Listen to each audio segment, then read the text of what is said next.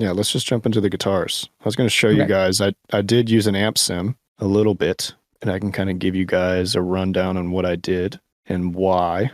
So the tones were great that Mike recorded, and I actually talked to him yesterday to get the specifics on what he used, just so it's all clear. So the rhythm tone, it was a 50-watt Wizard, and they just went right in from what he told me. And that was a 57 on the cab with a KSM 32 as well, but mainly 57. And that's all going through the Neve 8058. He didn't add any EQ or anything. And that was that rhythm tone. And then the triple quad, the second tone, which is what I used more of, that is Mike's 5150, which is modded. And it's this original 5150 that Eddie Van Halen would use. And Eddie Van Halen's guitar tech actually modded it for Mike. Cool story. That's amazing. Because I have a 5150 and I'm like, why does Mike's 5150 always sound a million times better? And it's probably because he's a better engineer, but it's also, he has this super sick modded 5150. And that's the main guitar tone on this that you're hearing is that. And that's just Bjorn playing guitar right into the 5150, into the cab, and he did a 57 and a 421. And then that went into the Neve and no EQ. And so on the rhythm guitar, I felt like it needed a little bit more bite. And so I used the DI from the rhythm guitar, as you can see right here. And I added an amp sim just to blend in slightly. And I was just looking for some more attack. And so I can kind of show you what I did. So first off, the source is really great. When you're getting DIs from somebody, getting a really good source, a good player, they recorded it well, the guitar's great, the pickups are great, you know, it's clean. All that stuff really, really helps because most of the time I'm like a fab filter on here and I'm EQing the DI like crazy, trying to get it to all sound right to go into an amp sim. But this, I didn't have to do any of that. Check out this transient master. This is what I used on the DI, sustain all the way down, attack all the way up. You just hate sustain and I love you for it. It's great. You know?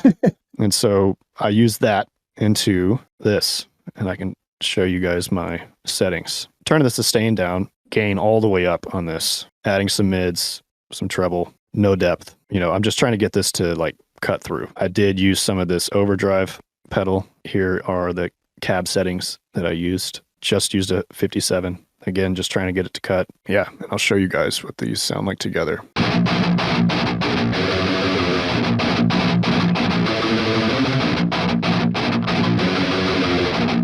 Doesn't sound amazing by itself, but it was just something to add in the mix. That's all I was looking for here. And so I can show you it without this transient master. This is a good trick when you're using DIs, you know, especially if you're just using it as support, adding attack. Reducing sustain can really help on chunky riffs like this. And then if I add in the rhythm guitar here.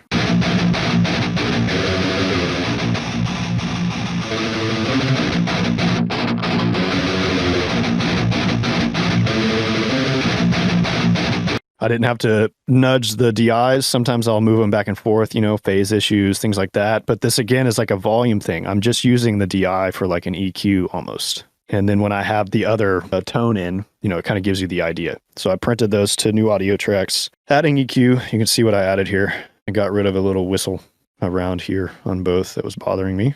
The main rhythms I ran to a guitar bus with some compression on those. This guitar plugin, I just sent it straight to the mix bus. I like this trick, obviously, as you can see, as I'm doing little things like this where stuff's just skipping everything and going down straight to the end.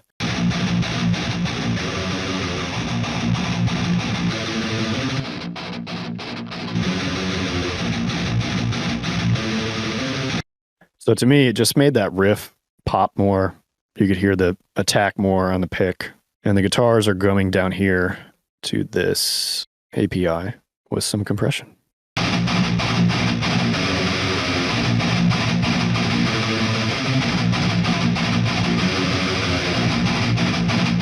Just kind of blending them together, giving it some tightness, just a little bit, I don't know, excitement, I guess you could say. Rhythm guitar, took out a little bit of a whistle around here. Nothing crazy. I mean, Mike's such a great engineer. He makes my job a lot easier. It's always fun watching some of these nail the mixes where they have like 7,000 bands of EQ to get it right. And it's just like, then you see something like this where somebody put that extra time in on the engineering side. And then you're just like, here's one EQ cut. Yeah, exactly. I mean, this is the way to mix, where it's like just simple. You're the final guy in this process, basically, before mastering, to just get it all together, make it sound great. But they figured out the tones. And so on the rhythm guitar, I low passed at 8, and then I took out at 60. I did that trick where I just throw the threshold all the way, and I just played around with the ratio. I did fast attack on this. I usually do that on guitars, fast attack. And then super fast release, dynamics, and it looks like I added around 2.3, and that's about it on this, on the rhythm guitar.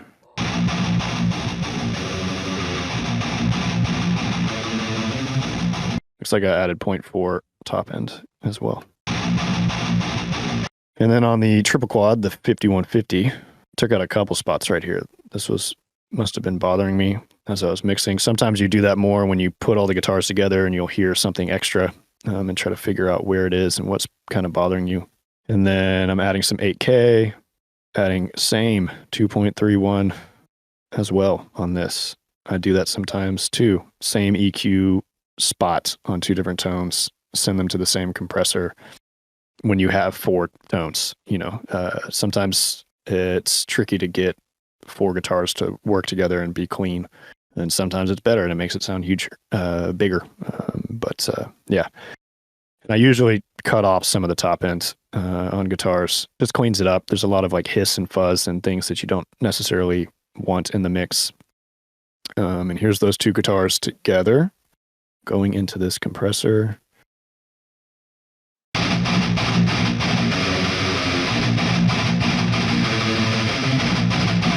And then with the DI, just a little bit more.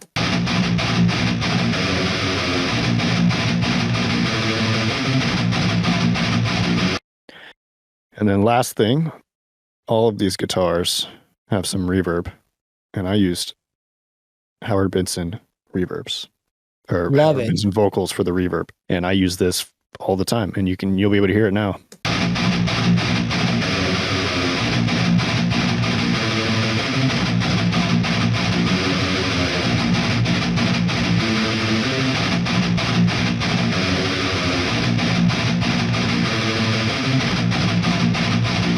And there you have it. There's some rhythm guitars. I think reverb on guitars is awesome. And the reason I say that is maybe I'm showing my age and all the gray that's coming through here, but there's something about guitar tones from like 2008 and before that you could always kind of hear like the cab resonating and shaking the room.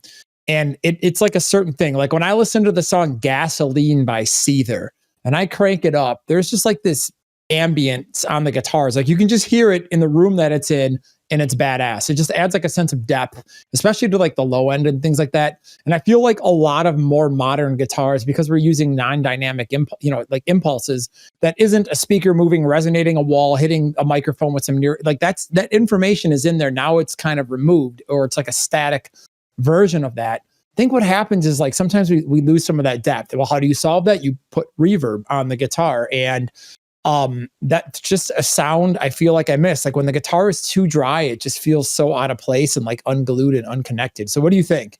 Oh man, I agree. I always use reverb on guitar. And I almost always in the past couple of years have been using that Howard Benson vocal plugin for the reverb because I like it. It was just something I figured out and I just did it. And here's the settings. As you can see, it's right here. The size on that is massive. I mean, that is like a huge ambience. Yeah. No, it's great. And I mean, if you listen to the cabs or the guitars on their own, I mean, the cabs you can hear like the noise. And this is what I love about live amps, because you can like really hear things that are happening in here.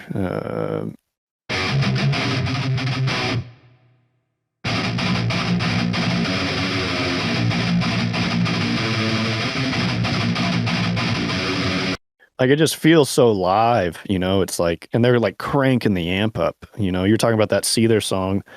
Yeah, I'm sure Sean from Seether was like cranking his amp and is super loud. And that's something that you get from a live amp. I mean, it's fast and it's quick and it's cheap and it's easy to use amp sims. It really is. And they sound great. I use amp sims all the time, every mix. I'm a huge fan of amp sims, but there's something about a really good tone with a really good player through a cab that's screaming loud.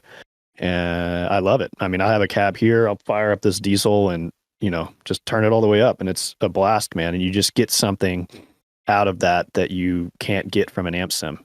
I'm a huge advocate for blending amp sims, live amp. I love doing that. I do it all the time. Even if it's just one, you know, if you have a quad tracking song and you just use one amp tone and then, you know, one amp sim or two amp sims or something, but just getting a little bit of that like imperfection out of it. That's what, like, you're hearing the cab moving, and you're, you know, like with an amp sim, you can gate it super tight, and I don't know, it just sounds not human sometimes. Yeah. And that's the same issue with drums, like we were talking about. Sometimes drums, it's just so unnatural. And how do you make it sound modern, but natural? And the same thing with guitars. And so that's why I chose to blend a little bit of an amp sim to give it, you know, that like dry, you know, amp sims can be really in your face, and it's cool. And I love that sound, but it's just a nice blend to kind of put it all together, I guess.